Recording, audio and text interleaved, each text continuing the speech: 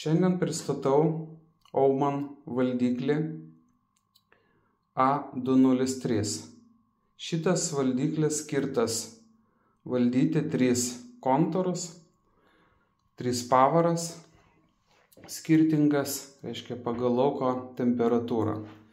Šis valdiklis pasižymi tuo, kad gali turėti pilną prieėjimą internetu. Pajungus internetinę laidą. Tai vat. Valdiklis yra 24 voltų, todėl prie jo reikia jungti transformatorių. Ir visos pavaros dirbs 24 voltų režime. Tai va, tai mes galime saugiai jungti, prijungti ar kažką pasižiūrėti. Taip, matome, kad 24 voltai prijungti šioje vietoje.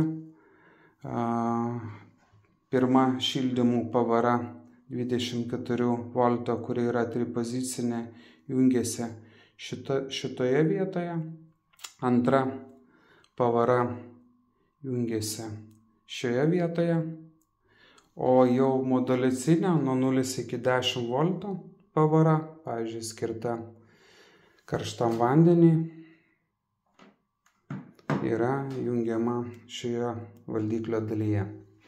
Jutikliai pasijungia visi, tarkime, kaip matome, lauko temperatūros jutiklis pasijungia šioje vietoje, pirmoje vietoje, reiškia kitas jutiklis pirmo kontūro pasijungia toliau, antras jutiklis antro kontūro pasijungia irgi čia pat ir karšto vandens panardinamas jutiklis jungiasi irgi šioje pusėje.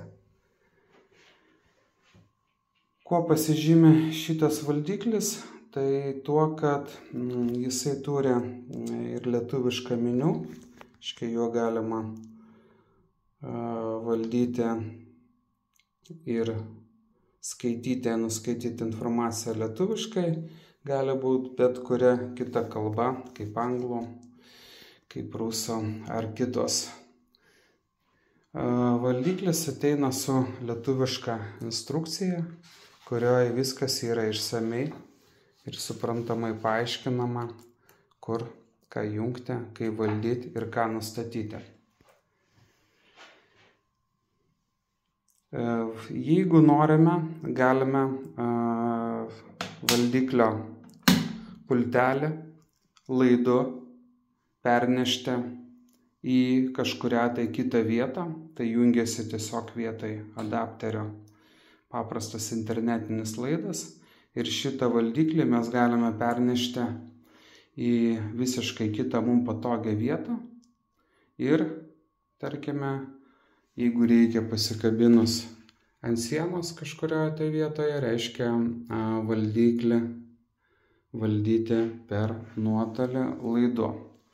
Bet kaip minėjau, kad šis valdiklis turi ir interneto funkciją, tai jeigu katilinėje ar šilumos punkte galite prijungti internetą, tai jums dėl valdiklio valdymo ar pasižiūrėjimo, kokia yra situacija su sistema, jums nebūtina eiti prie jo fiziškai. Tai vat, tai pirminė tokia valdiklio apžvalga. Sėkmės.